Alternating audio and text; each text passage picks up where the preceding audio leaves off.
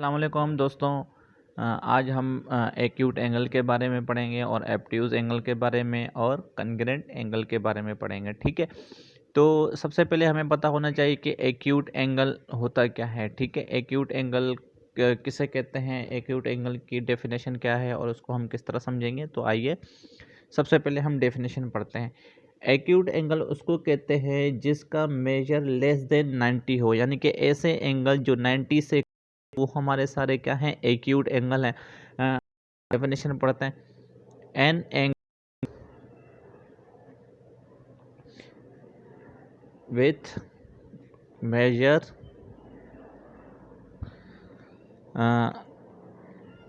Major less than 90 is called acute angle, is called an acute angle। ठीक है, अब 90 से छोटे एंगल कौन से होते हैं? 20, 30, 45, 60, 75, 80, यानी कि ऐसे एंगल जो 90 से कम हैं, लेस देन 90 हैं, वो सारे हमारे क्या हैं, एक्यूट एंगल हैं। उसके बाद सेकंड डेफिनेशन जो है वो हमारा है एब्ट्यूज़ एंगल। एब्ट्यूज़ एंगल ये कहता है कि ऐसे एंगल जो greater than 90 is called obtuse angle, यानी कि ऐसे एंगल थीटा जो ग्रेटर देन हो किससे, 90 से। ठीक है, 90 से। ठीक है, अब 90 से बड़े एंगल अगर मैं इसको एज अ मैथमेटिकली समझूं तो यहाँ पे हमारे पास आ जाता है 90।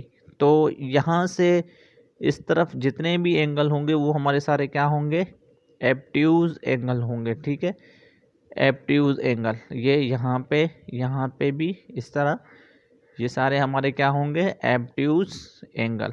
ठीक है, यहाँ तक ये सारे हमारे क्या होंगे, एब्ट्यूज़ एंगल।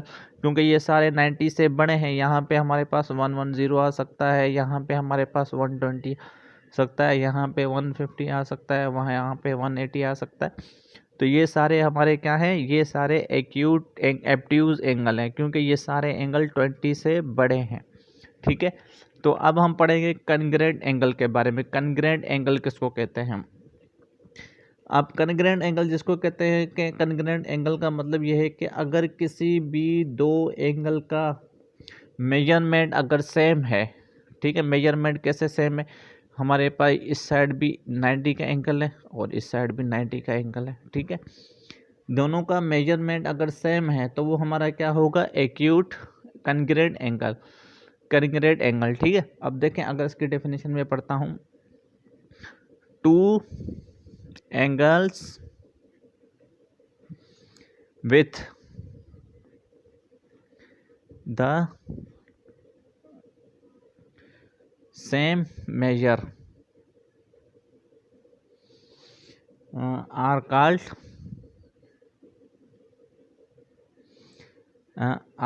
congruent angle। ठीक है, congruent angles। किस तरह सिंबल जो हम यूज़ करते हैं कन्ग्रेंट एंगल का, वो हम ये वाला यूज़ करते हैं। ठीक है, अब देखें मेरे पास अगर एक ट्रायंगल बना हुआ है। ठीक है, ठीक है, तो कन्ग्रेंट एंगल हम किसको कहते हैं? ठीक है, ये वाला एंगल और ये वाला एंगल एक दूसरे के कन्ग्रेंट होंगे। ठीक है, ये वाला एंगल और ये वाला एंगल एक दूसरे के कन्ग्रेंट होंगे, ये वाला एंगल और ये वाला एंगल एक दूसरे के कन्ग्रेंट होंगे। ठीक है, तो यानी कि अगर इन दोनों की बात करूं और इन दोनों की बात करूं तो ये दोनों आपस में सेम होंगे, कन्ग्रेंट एंगल, ये दोनों और ये दोनों आपस में कन्ग्रेंट एंगल होंगे। जैसे अगर मेरे पास यहाँ पे पी क्यू आर गिवन है और यहाँ पे मेरे पास ए बी सी गिवन है, तो मैं ये कहूँगा कि P Q R is congruent angle between A B C. ठीक है, तो ये सारे हमारे क्या हैं, ये हमारे सारे कन्ग्रेंट एंगल हैं। ठीक है, इनको हम इस तरह डिनोट कर सकते हैं जो इसकी एग्जैक्ट डेफिनेशन के मुताबिक है। तो दोस्तों आप लोगों को ज़रूर समझ में आया होगा हमने जो पढ़ा acute angle, obtuse angle, congruent angle. तो मज़ीद वीडियोस के लिए मेरे चैनल को ज़रूर सब्सक्राइब करें। Thank you.